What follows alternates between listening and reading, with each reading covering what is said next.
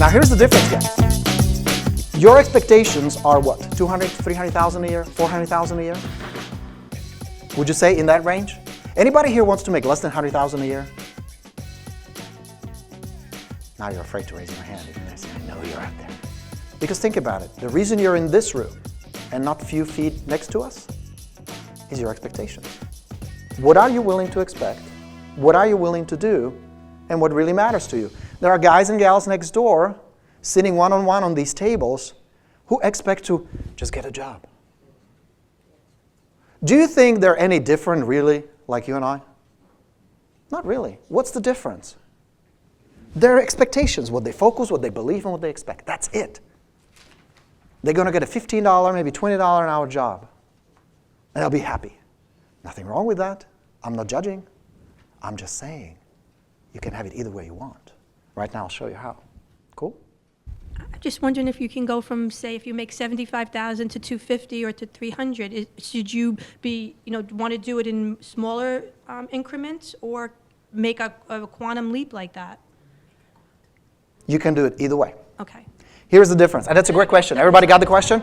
Can you go from 75,000 a year to 200,000 a year? Of course you can. Sure you can.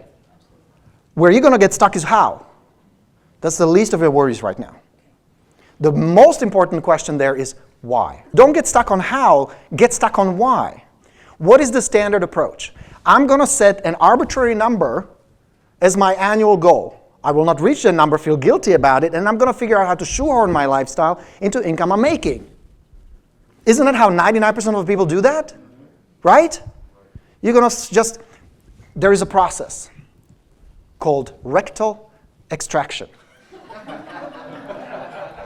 In other words, they pull a number out of their ass, put it on a stick-on next to their computer, declare their goal, never make it, feel guilty about it, and then they try to figure out how to live on 80, 100,000 a year. How do you live on 100 grand a year? How can you live and run your business on 100,000? Do the math with me. 20 to 30% go to taxes. You're left with $70,000 a year. Now the 2 grand a month to run your business. Now you're left with what, 40, 50,000? That's 3 grand a month. That's less than my mailman makes. And you would do this business 7 days a week, work your ass off, do the stuff you need to do, wear all 12 hats, run the business like crazy, to have a lifestyle of mail. Nothing against mail people, of course, but you understand what I'm saying? That makes no sense to me. So here's where you're going to get stuck. On how. But the issue is a little deeper than that. What do you sense in that question? Is there a doubt? You start doubting beliefs, yeah. When I started selling real estate, one of my first cars was a Honda Civic. It was about 10 years old, beat up, stick shift, horrible car. Seriously, terrible car.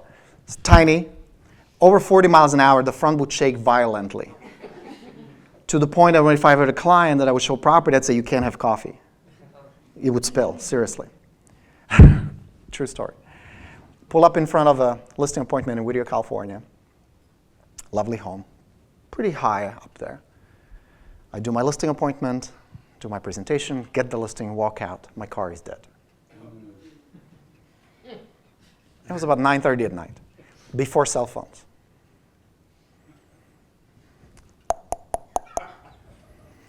Sorry to bother you again. Would you mind giving me a little push? You got to do what you got to do. I understand what you're saying. I totally get it. Sometimes you feel like if you pull up in a car you drive, or just even enter a home of a person who makes more per month than you make per year, you feel like the dynamic changes. Am I right?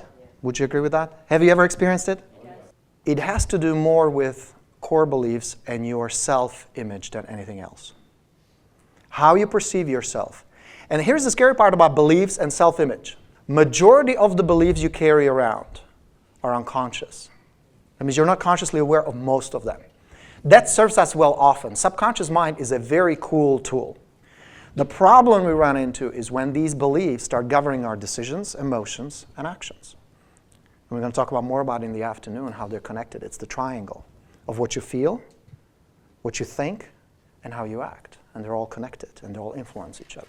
If you carry around these beliefs, they govern what you focus on and what you expect. And here's what's going to happen. Draw this. This is not a dildo or a penis. Just forgive me. My drawing abilities are limited. Okay? This is the control center. This is where you are. You're steering, right? This is the will. I want this. I want to do this. I want to get there. I like this. I prefer that. This is what I want. This is where you set your goals, make plans, think. This is the power. So that's how willpower is put together. Okay? These are the rudders that steer it. So you make a decision, you send a request here to the power center. This is where all the power is. This is where things start moving. You start taking actions. If there is a conflict between these two, if you have a programming, well, you've heard it, money's hard to come by. What else? What else have you heard about income, money? Just yell it out. Doesn't grow on trees. Money doesn't grow on trees. Need money to make money. Need money to make money. What else? The root of all evil. Money is the root of all evil. Now, we consciously all know that's not true. Here's the problem with our subconscious. It does not know the difference between imaginary and real. This is Houston. Say again, please. Houston, we have a problem. So, David, when you carry programming that's limiting you one way or another, that's the real source. You can figure it out all logically. You can reason all you want. You can plan all you want. This is steering the boat, or the rocket in this case. Is that making sense? Yeah. Good. So, step one, discover what it is. How can you tell what it is? Simple. Look at the results you're getting. Look at where you're headed. Where is this steering you? And how fast am I going? Because if you strip all the bullshit that you're telling yourself, I want this, I'm going to be that, where you are is where you are. No judgment on that part, but it's clear this is what my focus, my expectations, and my beliefs are, where I am today. The change cannot just happen here, obviously. It needs to happen here. You need to reprogram the beliefs you're carrying around. Identify them first. And that's just spending some reflection time. That's what works for me. Take a piece of paper and really start writing down, what do I really believe about real estate? About money, about wealth, about being prosperous, successful real estate agent. The moment you start shifting your expectations and your focus, you start shifting direction. And stuff like being comfortable, uncomfortable suddenly becomes a non-issue because you go back to the self-image like I had. Once I shifted my self-image, I'm here to help people. I'm doing something really valuable and important. We're going to talk about high status agent in a moment. Things start changing. Was that helpful? Okay, good. Let's go back to our exercise.